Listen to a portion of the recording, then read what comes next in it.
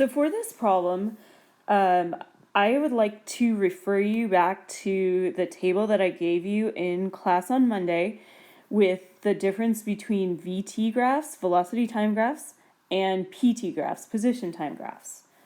So take a look at that. If you don't already have it written down, you probably should add it to your notes. For number 1, I asked you what is the acceleration in the first 2 seconds?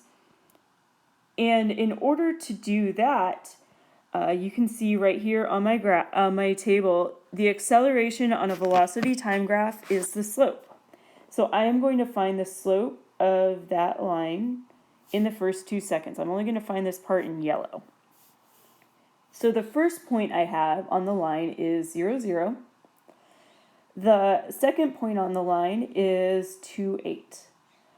I find my acceleration by just doing the slope between those points. Remember, change in y over change in x. I get 8 minus 0 over 2 minus 0. That gives me 4. Keep in mind that we're talking about acceleration, so it's in meters per second squared. For number 2, I asked you, how far did the object travel in the first 2 seconds? So how far, keep in mind that's distance. I'm going to use this thing right here, finding the area under the graph. And that is going to be a triangle right there. So for that triangle, remember the area is going to be 1/2 times the base times the height. In this one, my base is 2, my height is 8. So my distance traveled is going to be 8 meters. For number 3, I asked you what is happening between time t equals 2 and t equals 10. So if you look on the graph, t equals 2 and t equals 10, that's this part right here. I have a horizontal line, and if you look back up here, you can see I actually wrote out what happens if you have a horizontal line. When you have a horizontal line on your graph, that means there is constant velocity.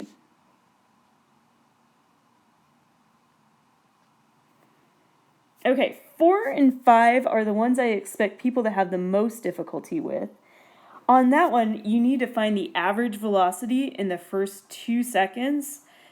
So the average velocity, be careful that you don't mix up the average velocity with a PT graph. On a PT graph, position time graph, you find the slope, which is d over t. On a VT graph, velocity time graph, we are going to find V0 plus VF over 2.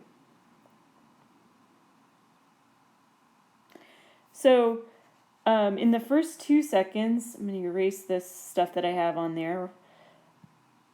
So at time t equals 0, that is my initial velocity, my V0. That we know, we can see from the graph, it's 0. It's actually in meters per second. At the end of the first 2 seconds, that's going to be right here on my graph. My final velocity there is going to be 8 meters per second. So I'm going to add those up, and I get 4 meters per second.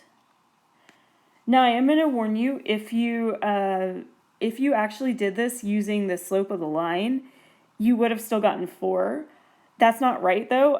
Even though you did it, you got the right answer in the end. That is the wrong method. You just got lucky. So make sure that you're finding the initial and the final velocity. Actually, the reason I gave you number 5 is because I wanted you guys to see